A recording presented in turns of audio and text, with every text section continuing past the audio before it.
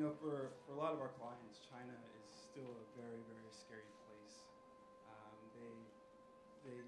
They understand, and what keeps them up at night is the growth of digital in China. And I know this because a lot of them will call me. That's the problem having your cell phone on the website. The thing is, a lot of our measures go way beyond these key performance measures. People are asking really difficult questions. They want to know, what about clutter on websites? What is the actual, movement and migration of respondents and consumers through these digital networks and through social networks? So the conversation gets more complex. But the thing is, there are kind of key measures that they're all asking about. They're the same as you normally would see: unaided awareness, aided awareness, purchase intent, brand favorability. And we can actually put tags in ads, and they actually know what people have been exposed to, what they haven't been exposed to.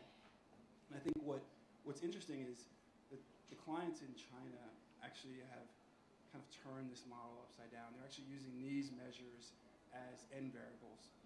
So they want to know, okay, how does this connect to an ROI model, say purchase intent? If I want to increase purchase intent, how do I think about that across media? How do I optimize my media mix? So the questions are getting more complex, and the idea, and I guess the importance of China, is forcing research to go in a much stronger direction towards really rich data.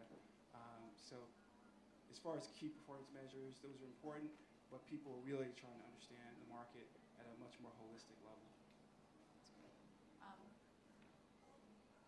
Do you want to go through this slide a little bit more? Sure. Yeah. So we kind of got interrupted with that, but sorry. It's all right.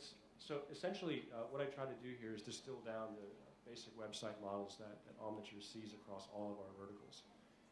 And again, we talked about there's e-commerce sites.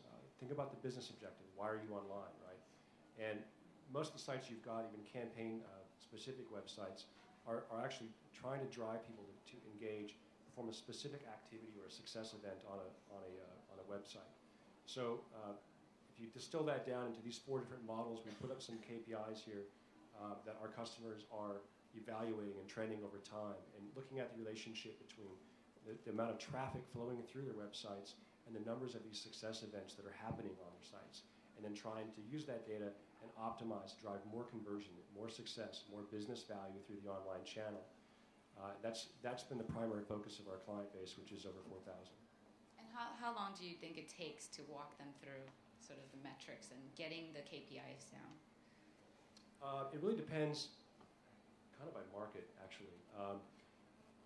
Data-driven decisions in Asia, it's new for a lot of folks. So the number one thing is we spend a lot of time with them defining what is success. What are your online objectives? And believe it or not, it sounds simple, but believe it or not, it's a very fragmented answer when you talk to most organizations. So helping them clearly define their objectives can honestly take 3 to 4 weeks, depending on the size of the organization. Once that's defined, it's easy. The actual implementation of tracking and the delivery of the data is in real time, so you can start making decisions literally once the tracking code is put in place on the site.